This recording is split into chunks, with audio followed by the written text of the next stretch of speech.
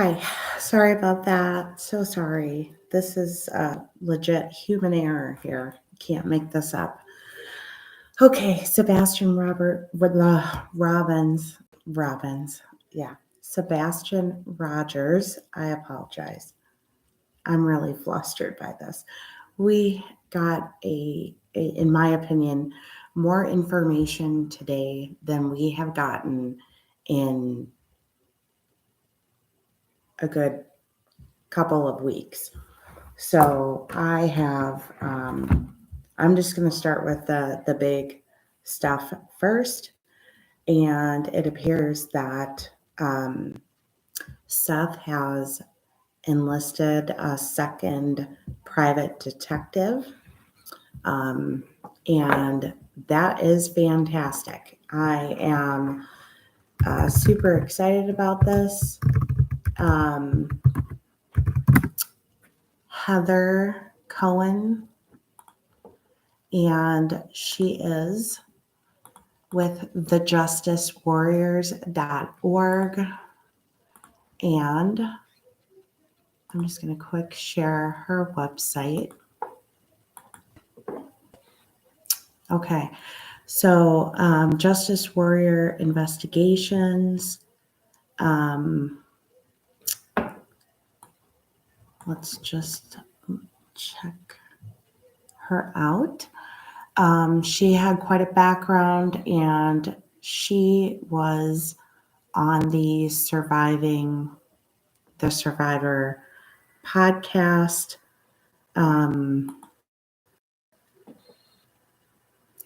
And obviously it sounds like she's been on the case, it sounded like 2 days. So obviously she was not oversharing, which I can completely understand and respect. She's just starting to dig into the case.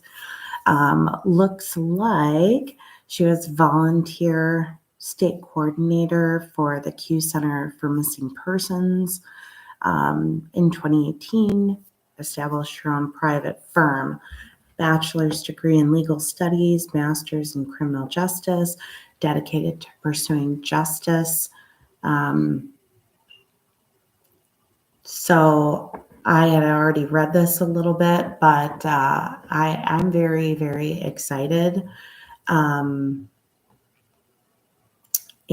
Tracy Ellis, they have the podcast, The Justice Warriors.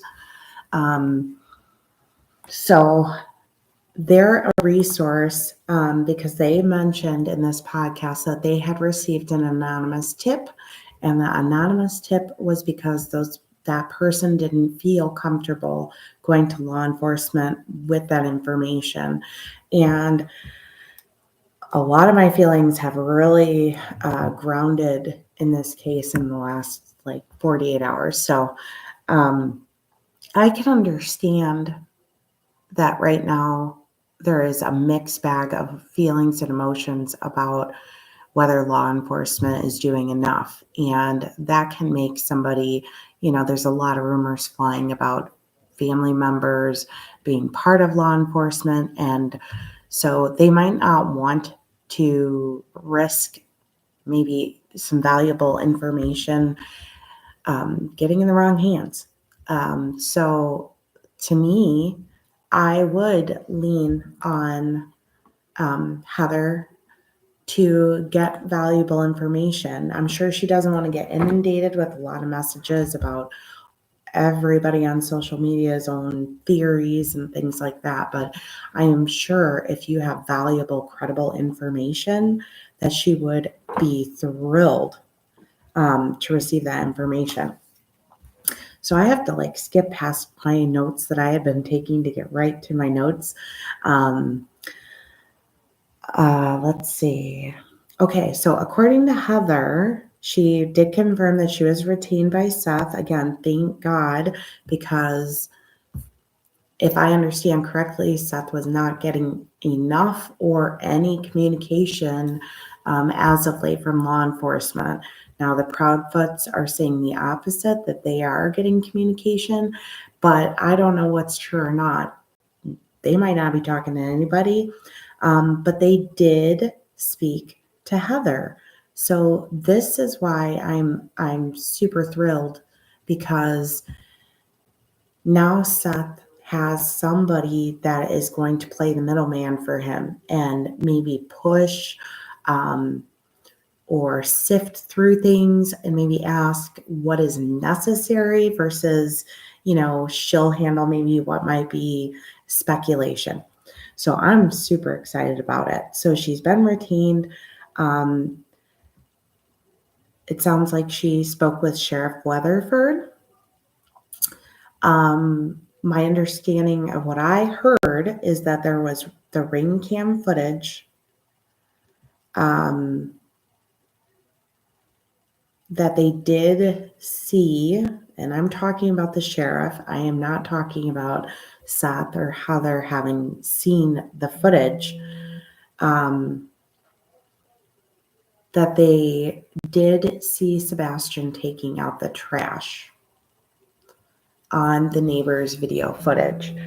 And this is interesting because if I am digging in my brain and remembering what I thought was said, was that the footage was too grainy to see who it was.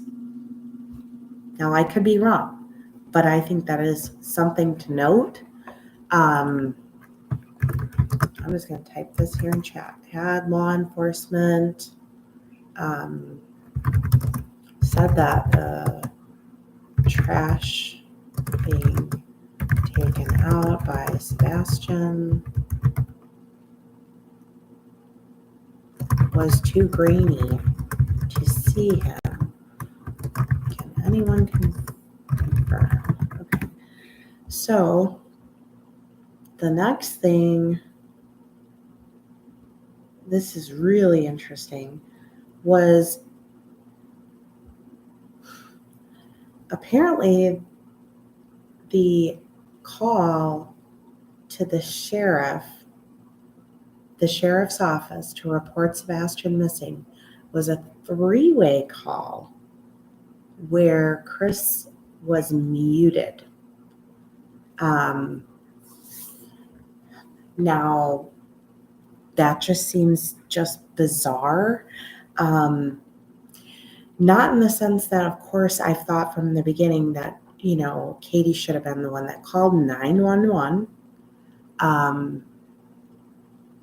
But if, Chris was trying to facilitate this roundabout call, one that raises the concern for me about then can her location be tracked or traced by the sheriff's department's phone system if it was a three-way call. So it was that was weird to me. And then why would he stay muted? I understand he wasn't home. So if he wasn't home, he wouldn't have the information. But then again, why call to begin with? And it's a little weird to me that he would be on the call and be muted. And if there is any conspiracy or colluding in this situation, it's suspect to me that he was able to listen to step by step of everything that she said transpired that night. And so if he wasn't involved, that could skew his thinking. If he was involved, that could, help them together work to develop a story. So that is just all, it's weird. It's not the weirdest thing in the world, but it is weird. And again, having been in the position before, the amount of panic you're in that situation, 911, that's just me. So they took out the garbage, and apparently on this ring footage, you could see the lights in his bedroom go on. there was never any footage of him leaving. So if I'm wrong and they did actually have clear enough footage to tell that it was Sebastian taking out the trash, and they saw him go in, he didn't come out. So at least there's not video of him coming out. And they're also stated that police now told them, and this is where it just keeps that going, right? The flashlights were floodlights. And so that would actually align with what Chris said in the Nancy Grace video. Katie did not mention that. She mentioned the solar lights in the garden. But then Chris kind of inserted and reminded her of, the floodlights are always on. So now, if these are two different videos we're talking about, the quote-unquote flashlight garbage truck video and the floodlights, then now we have another piece of video footage we didn't know about. If these are the same, all one in the same video, I'm totally lost, because law enforcement told Seth that it was a garbage truck. At least that's what I thought I heard him explain on another YouTube channel, was that it was actually garbage trucks, and a garbage truck and like a camera and a thing up top. So if Seth was originally told that and now we're being told it's floodlights, I'm then kind of wondering if law enforcement is paying attention to some of the interviews that were given, and that they heard the Nancy Grace video and heard the floodlight comment and put two and two together themselves. So that's really interesting to me. It was discussed that the clothes, they did not confirm nor deny whether or not they saw or had seized the clothing from the Texas Roadhouse video footage, which would have been on Sunday. That's presuming and go to sleep in the clothes he was wearing. And let's be real, teenagers do that. Not a lot of teenager boys do change into pajamas. Some, if they maybe have sensory issues or things like that, they might like to wear soft things. So maybe they would. But, a lot of teenage boys, they get hot when they sleep. A lot of them are doing things and then they just fall out asleep. And so some of them don't change their clothes when they go to bed. So that's really interesting to me, that they're not confirming nor denying the clothing. And part of that makes me wonder if it really wasn't even a thought on their radar until Heather asked about it. Because I know Seth had been asked that a few times, and I know he asked law enforcement. I believe he texted somebody there or emailed, and I don't think he got an answer. And if that's all correct, then maybe it wasn't on the radar. Maybe it was something that was overlooked or not considered. And I'm guessing that they have good lighting there, because according to my research, if they left after, it was like 6:30, when they left for dinner, my understanding is that it would have been dark when they left Texas Roadhouse. And just for the sake of not having to repeat myself, I could be wrong. I'm human. I have a memory, but there's a lot going on here, and you have to sometimes sort through maybe what somebody commented on a Facebook page versus what maybe one of the parents actually said versus what law enforcement said. So just give me a little grace. Let's see. This was my note. Katie indicated in an interview, I think it was actually Nancy Grace, that she parks her car in the garage. And I believe I watched a really great creator that he's small now, but I hope he grows because he is just really, really witty. I believe he was asking the same thing that had been kind of rolling in my head. If you carry somebody out of the house and put them in a vehicle and they don't touch the ground, is there a scent to follow? And we'll find out if he got an answer on that.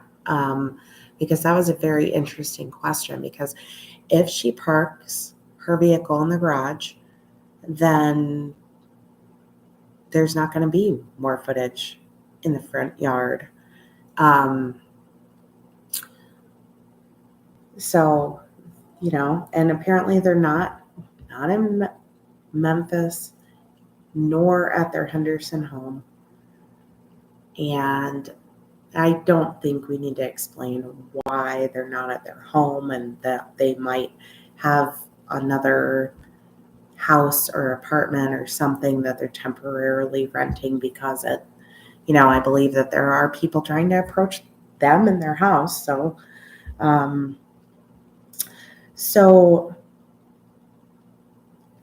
Rob D'Amico with Sierra One Consulting was also part of this podcast. And somebody had asked, what do you need to open a criminal investigation? And, he just continued to say, and he said it way early on in the podcast, that voluntarily, that people can volunteer to allow you to search, even forensically. And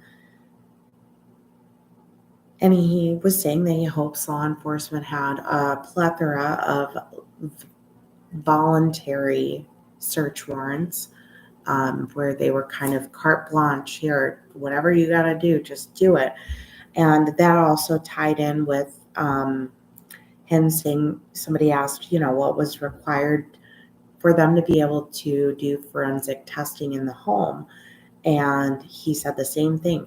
They could voluntarily offer to allow Blue Star, luminol, things like that to be done inside the home. We don't know, but he said that he believed that there is likely enough probable cause to call it a criminal investigation at this point. Even if you're not arresting somebody or directly naming suspects, that, he believed you could at this point because they, have searched within their 5-mile radius and they've really not found evidence to support him leaving voluntarily. So they could. And something I did look back on when I was digging through a lot of old interviews and videos was, when they said they were scaling back the search, they discussed transitioning it kind of into an investigation. Now, they didn't use the word criminal, but they called it an investigation. And I remember when I heard that at the time, that I thought that to me meant that they thought it was more probable at this point that it was not a case where he voluntarily ran away or just left. And now compare this to the Elijah Vu case in Wisconsin. The law enforcement there has managed to do both the search and the investigation, and they have to go hand in hand, because finding Sebastian is the key to all the answers of what in the world is going on. And I had someone reach out to me, and they kind of had, some thoughts about the fact that I was maybe, I guess, being too diplomatic previously on what I think is going on in this situation, and maybe sugarcoating or things like that. And my thought process is to directly call out somebody by name and accuse them of something absolutely horrific, and then you find out they didn't. That's not an easy thing for me to do. And I understand there's a whole lot of people that are doing that right now, but that's a hard thing to do. Like, that's like the worst of the worst. Now, I'm not afraid to own my theory, which is open to evolving, because I'm not law enforcement. So I don't know. I don't know any more than you guys do. And my theory is that there's a mix of truth in with lies. And yeah, my theory is that he did not walk out voluntarily. If he did, I think it was a situation where, he left the house upset, mad. Maybe they got in an argument, and he wasn't let back in. That's a possibility to me. It's a possibility that, I'm just going to tell you, like, to me, and I know I'm not the only one, the flashlight video, when I watched it over and over and over again, I saw it like it was coming towards and then away. Now, a garbage truck, pick it up. It's going along the road, it's picking up all the garbage, then it comes along on the other side.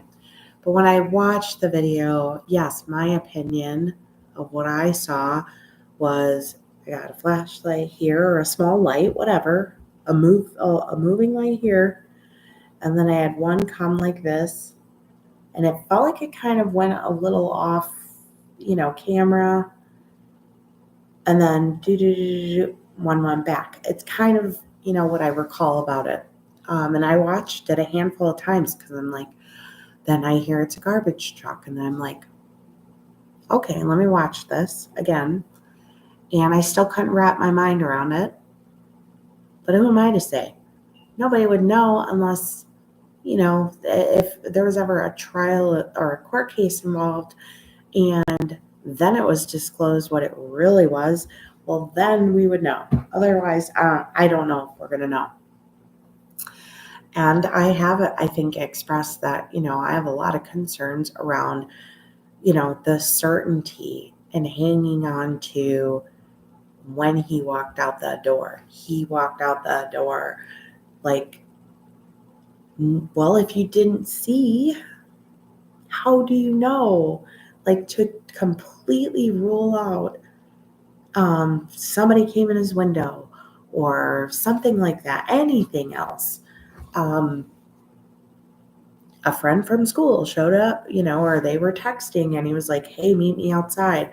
Like, to rule everything out and just be like, he walked out the door with no shoes, locked up behind him, no phone, is really hard for most people to consider. And I am a person, I believe, of reason.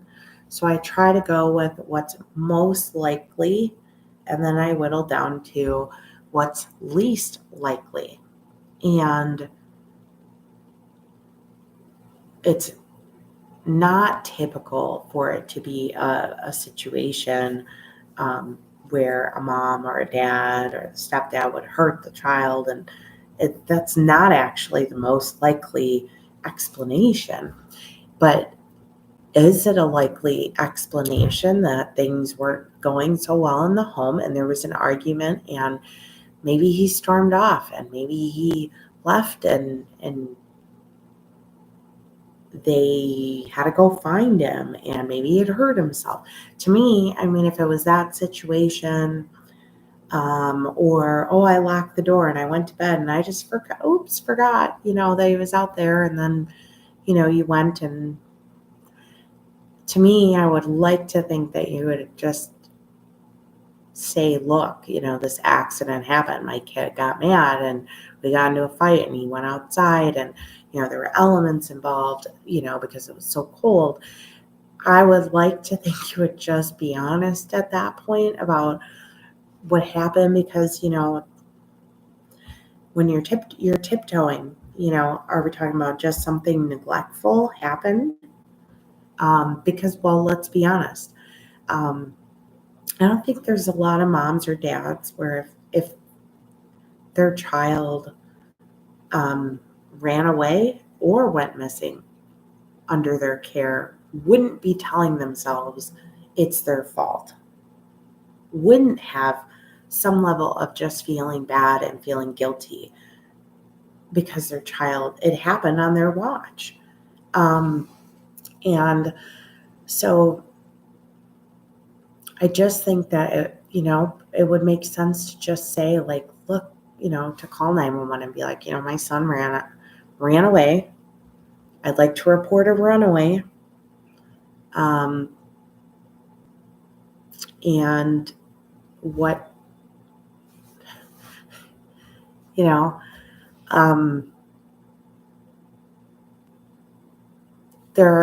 if you want to get in a little bit of a mixture of what's possible and what could be a little far-fetched, I believe that there's a chance he was made to believe that maybe he was going somewhere that he wasn't going. Maybe that he was going to be doing something fun and he wasn't. That's a possibility to me. And he was lured out of the home by a parent. Well, that's a possibility. And it's a possibility that I'm more circling around, like, the reticence of he left. They were just so certain on that. And if that's the true part of the statement, because we all know there were a lot of lies, a lot of self-protecting, a lot of covering their image. And you have to think about who you can trust. And I think about the interview where Chris discussed the physical incident. I'm not going to get into it, but the physical incident. And what kind of stuck out to me was, if she was a victim and also, at his mercy, she could have just not said anything and let him just continue on his story. But she was like, I think it might have been that interview and Nancy Grace maybe, where she was just quick to defend him. Nah, he did not, do this, or he did not do that, or, kind of like, it wasn't like what you guys are making it out to be. There isn't another way to make it out to be. There isn't. And look, if you forgave and chose to stay with him, that's one thing. But certainly don't defend the action, because it's not okay. What was clear to me in all of those interviews was impatience, lack of understanding. And I'm not really directing that towards mom. I'm directing that towards stepdad. A lack of understanding is you're getting in a relationship with a woman who has a son with special needs. Now, most women are try to be pretty protective of the men they bring around their children, even if they don't have any special needs. So you add that next layer, and it seemed that this was just somebody who was not equipped. Because when you're dealing with somebody who has special needs, disciplinary measures are not the same. And I don't have a child with autism, but man, your kids can just drive you bonkers and do things and say things that are mean and break your rules and not follow them. But I'm not putting a hand on my kid. Absolutely not. And if you want to add a special needs layer, there's words I'm not going to say on here. I'm not going to get into name calling, but there are some harsh words that I would have for somebody who would do that. Not to mention, like, just the everyday living that I feel like, Sebastian had to be suffering in a lot of ways and maybe not even understanding his own feelings because he's in the home with somebody who is not grasping who he is, how he thinks, how he lives, that, and maybe mom doesn't either, because even I know that a day like that happened on the 25th, all that activity, that is a lot. That's a lot for him to probably process. Okay. That's a lot for most kids to process. I mean, if you've ever even taken your kid to like a theme park or, a small playland or something, or to the mall, your kids, even without special needs, are limited sometimes on their capacity. And then they hit a wall and they're crabby and cranky and they're over processing. So the lack of understanding and talking about like snacks and food and don't get me going on people who use food. Now here's a Ruby Frankie, but not just her. I've encountered these people in my own life. People who use food as a weapon, and tell their children, ride their children about eating too much, or you shouldn't have this snack, or those types of things. And there's right and wrong ways to talk to your kids about eating healthy and presenting them with good choices. But when you hit that teenage space, they're really sensitive and self-conscious as it is, and then their bodies are growing and they're hungry. They're like human garbage disposals. They just want to eat. And it's just a way of control. And that's alarming. And to hear,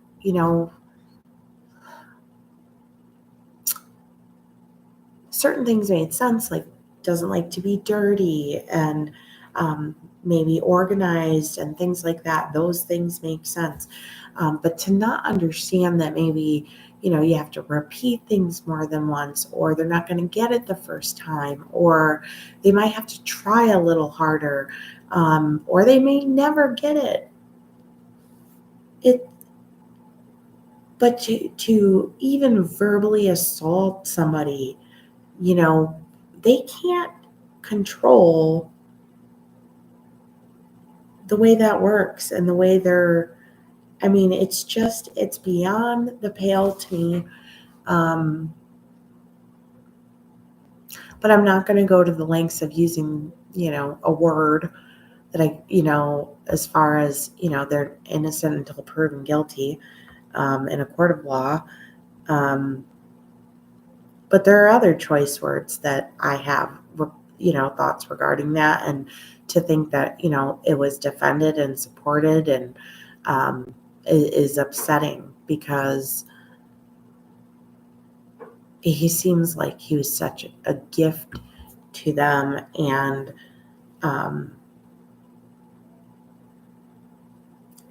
maybe just underappreciated, I guess. Or maybe, just the wrong person, not the right person to be in a home with someone with special needs. And I do think it's possible that he might have said, look, I'm done. I can't do this anymore. And started maybe having the conversation about a divorce. And, that prompted, bitterness and inflamed tensions in the home. And, priorities were misaligned. There's a whole lot of different ways this could go. But I'm still kind of caught on the going out the door, and a lot of professionals have stayed with that thought too. But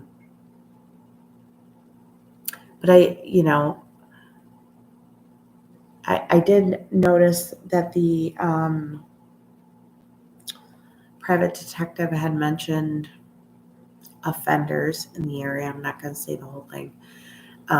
Very close nearby, but I still cannot get on board with that. Doesn't appear like, there was no evidence to indicate that he was taken from his bedroom.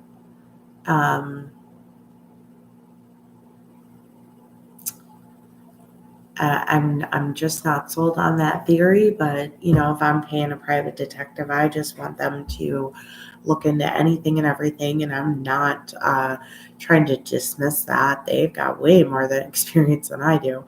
But I think at this point, it's not looking good. It's just really hard to wrap my mind around who exactly, how more than one person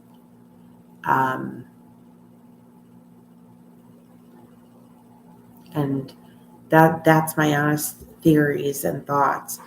That doesn't mean I'm not hopeful. That doesn't mean I don't pray and imagine the most positive outcome in the situation.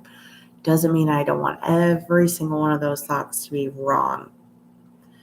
And that's the difference, I think, between my thought process and some of the things that I'm seeing online.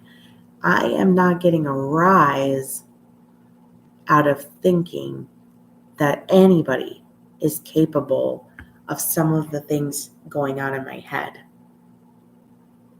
That is not a healthy way of thinking. It's not. It's just not.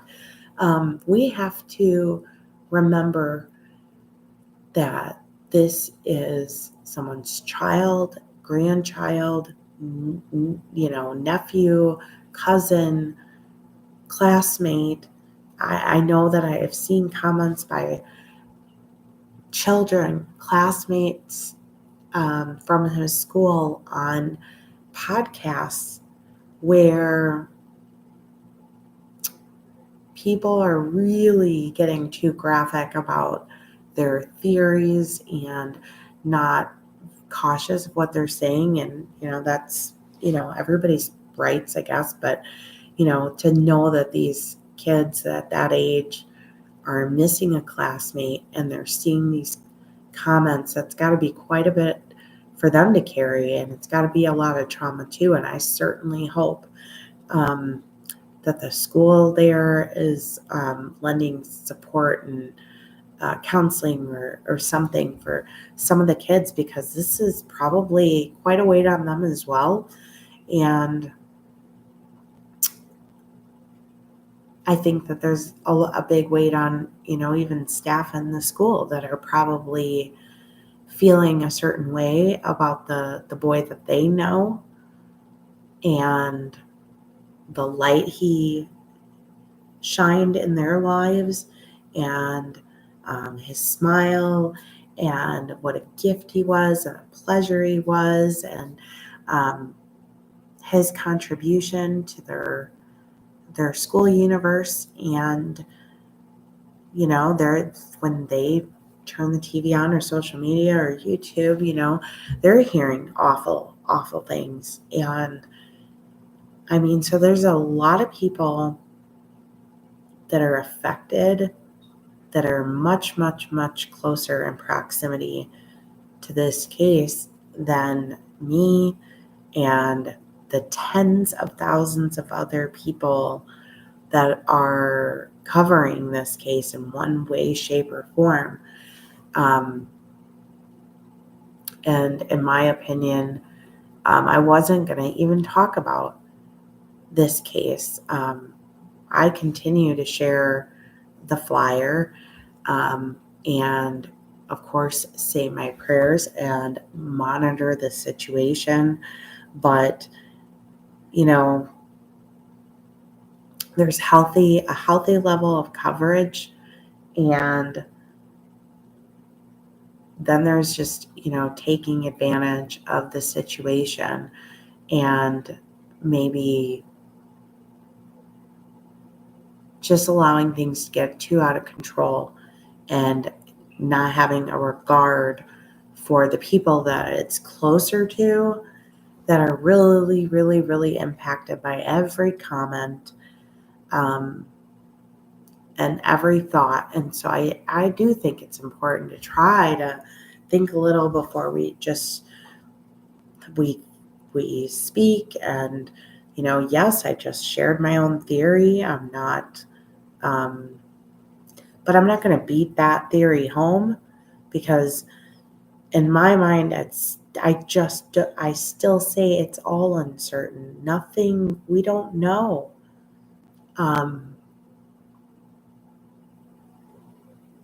And my heart sinks for everybody involved, because you really have to understand, I have had a missing child before. So I walked this path.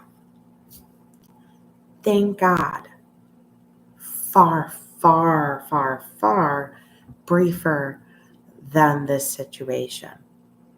But I am very cognizant of I can remember it like yesterday, every step I took, every thought I had, the trauma, the emotions, who I called first, so there is some real life to this situation for me, because I know the steps I took, the actions I took, how I felt. And yes, I would say 1,000%, looking at the parents, I would say that my behavior was way, way more Seth than the other side. And that's just true. It was shock, fear, hysterics. But the first thing I did, yes, I did run all over the place. But the first call was 911 before anybody else. It was 911. And once that was done, I even called the worst of my enemies to try to get answers, to find out if they knew anything. And, so the fact that if he had genuinely walked out the door and Seth was not the first call, when you believe like, oh, I woke up, he's not here, trying to get him up for school, where to go. Like, how do you know I didn't go for a walk around the block? Logical things like, how do you know he would just, didn't decide that was the day he was going to walk to Culver's by himself, at 6 a.m. and go try to get a malt. You don't know, like, what could have been the thought process there. But if he did that, I feel like he would have called his dad. I think she should have called his dad I don't think anybody should have called dad other than mom. And I think mom should have called 911 first.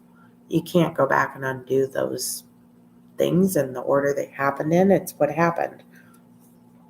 No, it's not what happened in my case, but maybe there's cases where nothing bad happened, and those are the way the steps went. I'm speaking on my own experience. Um, Sheer, utter panic.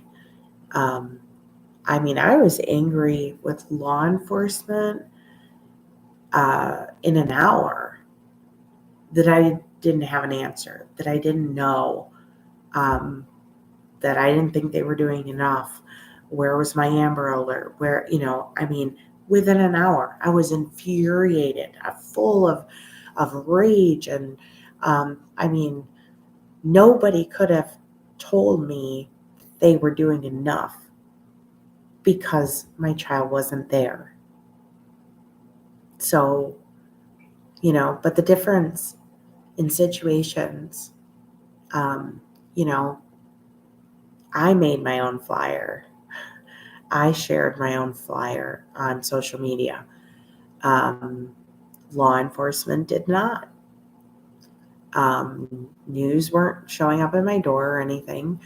But thankfully, again, it worked out okay. And it was a far shorter time frame than, and completely different circumstances. And yes, my child is okay. And thank God for that. But it is a trauma I don't know if you ever recover from. But I believe that this has made me passionate about people who have gone missing, because once you feel it, you'll never, ever get over it. Even if your child or your loved one comes back safe and sound, you don't get over it. So, probably an overshare there, but there is some rhyme or reason to my thought process. And so now that I've done that, I guess I will just quick touch on the things I had been taking notes on before the stuff trickled out today. And there is somebody on a Facebook group, an awesome triangulation of camera locations in the neighborhood. So hopefully someone got that to the family.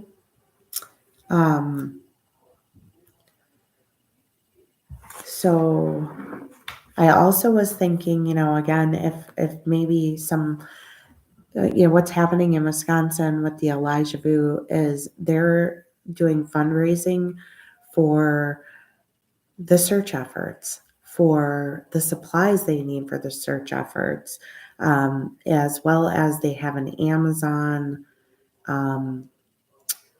registry, and they're using that registry to, where people can go on and maybe they don't have a lot of money, but they're going on there and they're able to use that registry to purchase maybe supplies that might be needed for searchers, ponchos or, different things like that, flashlights. So that's a thought that I just wanted to share, but also, if there are people in the community, whether it's Clarksville, Hendersonville, that maybe would consider doing some fundraising to put towards some of the more expensive resources, more time with dogs, more time with sonar and thermal imaging and different things like that. If those things need to be brought in, and I realize some of them have, but that's expensive, more time, it costs more money. So, maybe some fundraisers could be held. Maybe there's some businesses out there that would like to help with that. I saw on April 12th that they had they did the 2 days of the drone search.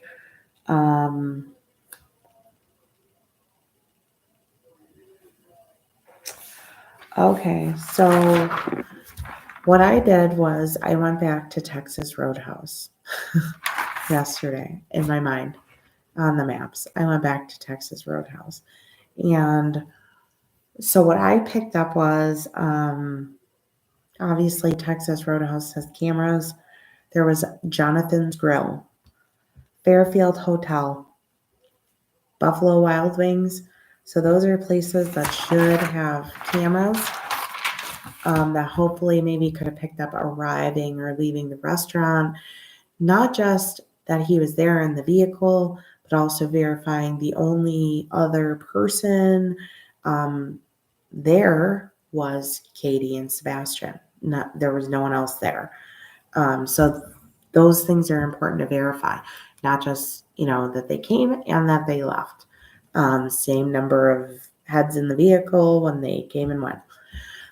So businesses, let's see, Indian Lake Road, Buffalo Wild Wings, Stop 30 Road, Jake's Southern Diner, New Shackle Road, and which is also 258.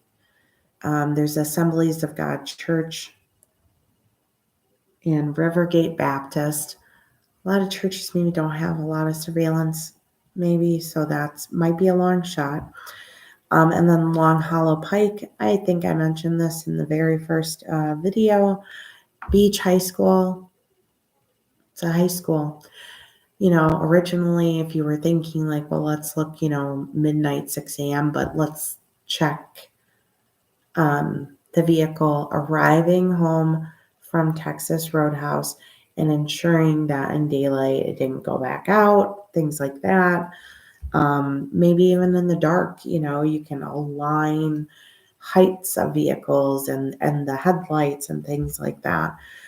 So Beach High School, I gotta imagine, and it looked like there might even be, I know some communities in certain states, your elementary, middle school, junior high, high school are like kind of all on the same chunk of land. And it kind of looked like there might have been more than just the high school there. So there should be cameras. It's a high school in 2024. And the Shackle Island Volunteer Fire Department, they might have video footage. BJ's, obviously, in Goodlettsville. And I'd have to go back to see where else they said they went.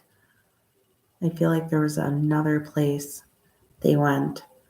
And then video footage in the neighborhood from earlier in the day, maybe when they left to begin their outings for the day. How many people were in the vehicle when they left? Was anybody else in the driveway with a different vehicle? Those to me are all things that I think would be important and worth looking into, and hopefully, a private investigator maybe doesn't have to do things the way, law enforcement would or even an attorney would. So they might be able to just, get a little further with securing video footage, and, hopefully they'll handle it, responsibly and things like that, because, if things get all wild and crazy and too much gets on social media and you get another grainy or dark video with flashlights, then, it's an uproar. But some concrete, clear footage has to exist out there. I am not resounding myself that it doesn't. I frankly don't believe it. I just can't. I don't live in a neighborhood as nice as that. And we got cameras everywhere. They're just everywhere. It's 2024. So I'm going to hope that there's a lot of voluntary search warrants that were executed in the early on and later stages. I have to imagine that they maybe went back to the house and then left again to go wherever they decided they felt more safe to be. And hopefully nothing was altered in the home and it, everything's kosher there. And I imagine if there was anything, it was caught on video and hopefully turned over. But, you can't really figure out what somebody's doing in an enclosed garage. But, I did have a thought process. 95% of me believes it makes complete sense to be safe and not be at your home when you know, like, that there's tens of thousands of people who think you did the worst possible thing on the planet. And then I leave a little 7% room that says, are you not at home because you want to avoid, if law enforcement needs to talk to you, they're not going to be going to the home to talk to you. They call you in or something like that, kind of like steering attention away from the house. Because I am resented the fact that that whatever happened, nefarious or not, that he did make it home from Texas Roadhouse. So if something happened, I do believe it would have transpired or part of it transpired in the home. And if it was definitively true that Chris clocked in for work, I'm not convinced that he was still in Memphis at 6:30 in the morning and didn't leave, go back, maybe left Sunday. And I want to say, and I hate even saying this because I don't like doing this, but I'll have to dig through a video. But I'm like pretty sure I thought I heard a video way in the very beginning of this case where there was a comment about driving back to work Sunday night. And maybe even some flip-flopping. Like I hadn't seen him since early February. Oh, no. Just there, like, over the weekend. I only was, and then I was like, well, it's every other weekend or one weekend a month, and it kind of changed. I could be wrong in what I'm remembering, but I feel like that is out there. And this awesome, another awesome person on Facebook, she made this like mind-blowing spreadsheet of every single interview that's ever been done in this case. And that is no small feat to work through all of that. And a lot of it, even if you've seen it, if you watch things, 3, 4, 5 times over, you pick up things that maybe you overlooked the first couple times. So I can only imagine the private investigator coming in on this, and they got to do the same thing. They've got to go through everything that's been gone through again, But in the end, I am so grateful that there is more professional help, another layer to this. And I think they did mention in the podcast that doesn't work that way. The petition's not likely to make FBI get involved. That law enforcement has to invite them in. If that's true, then hopefully they do, because I just feel like the more the merrier at this point. But let me be really crystal clear here as I wrap this up for the night, because I was not planning to do this, which is why the beginning was such a cluster. I apologize. I want nothing more than to hear that none of the parents have anything to do with this. I genuinely want that. And so should everybody watching this, which isn't going to be a lot of people. But the point is, you should want them to be innocent. Your first thought and your hope shouldn't be that any of the people involved would be capable of what you're thinking, your worst case scenario. It's just not, you shouldn't want it. And if something like that comes to pass, you deal with that when it comes, and you offer support to the innocent and you lift them up. But at this point, everybody should want to be wrong. You should want your theory to be wrong. So while you're all over everything, just pushing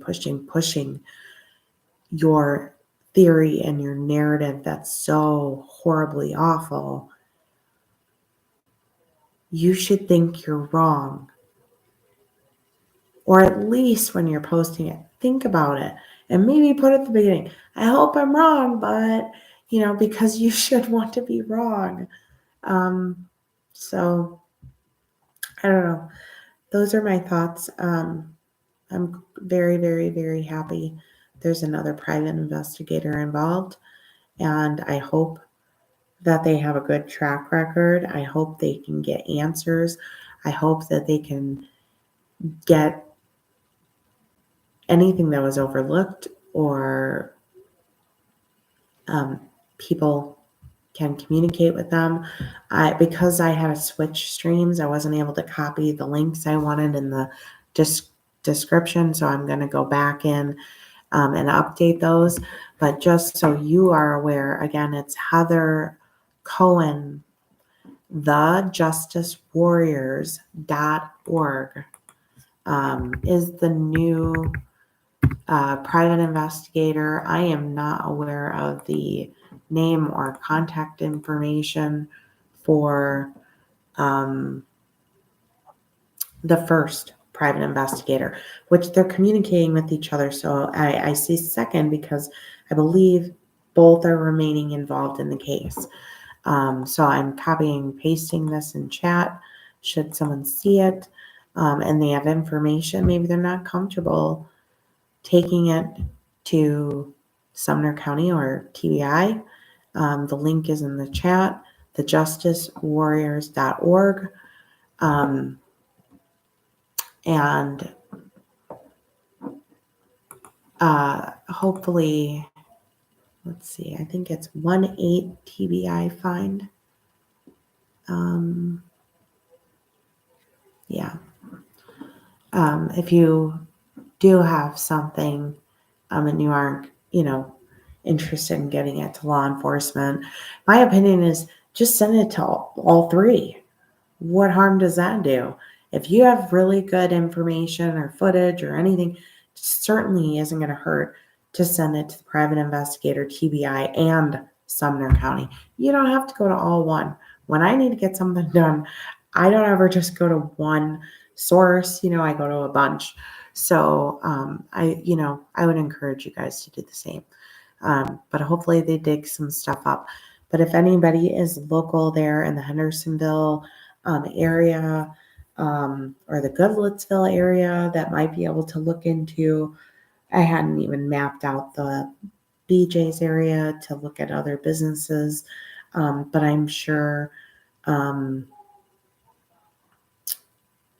that BJ's probably has a lot of footage themselves just to verify who, what, when, where, how many people, did they go split and go like this? This one went this way out of the parking lot. That one went that way. Everybody seemed happy, calm, nothing suspicious. That's why it's just important. I would be all over everything Sunday, and Monday.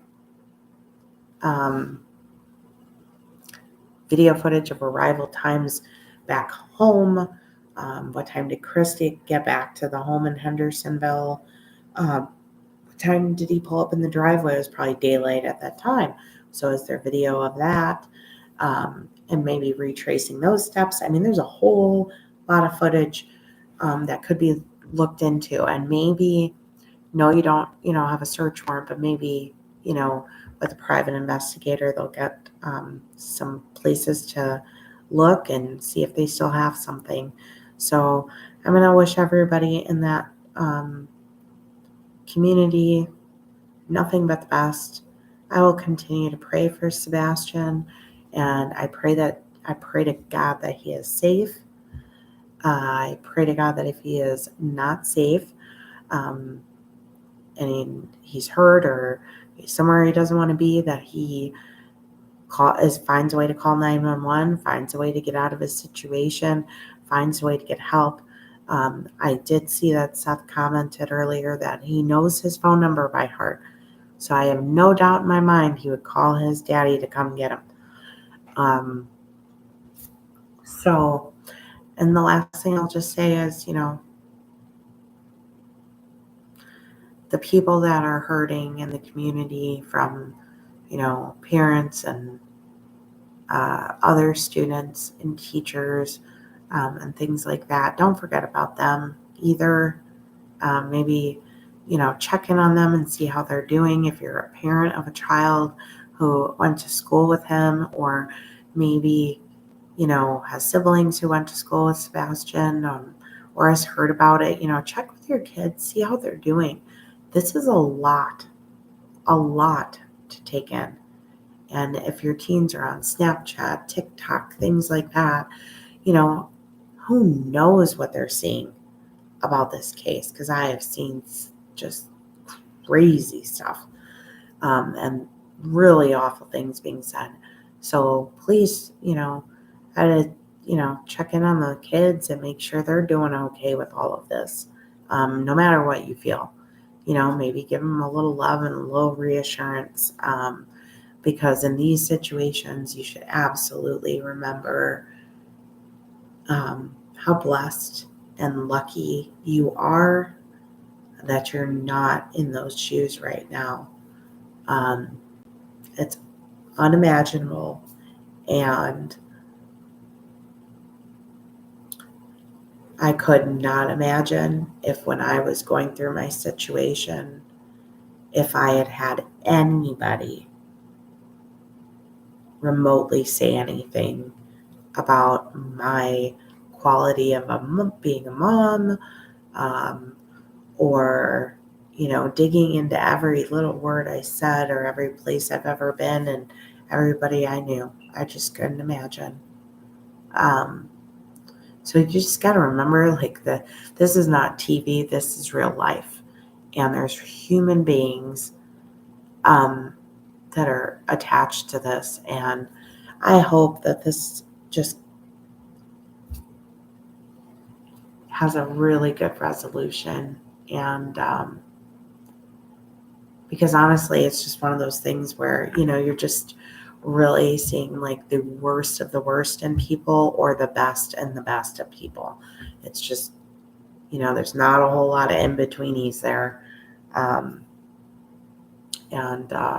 So I will just continue to keep everybody in my prayers. And I am always keeping myself aware of what is going on with this case. I just don't want to. I'm trying to be helpful, and I'm not trying to overdo it, because it's really, you can say till the cows come home that you're covering things for, numerous hours a day, in an effort to help. But sometimes some of that can cause more harm.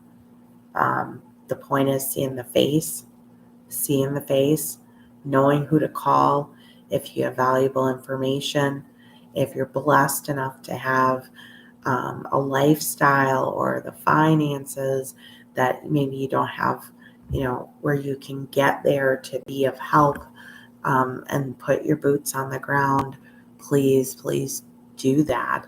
If you're in a position where you own a business and you can help fundraise, please do that. If you can write cards of support, and do something to lighten the spirits of the people that are diligently working to bring him home, and not worry about, oh, I didn't hear anything today,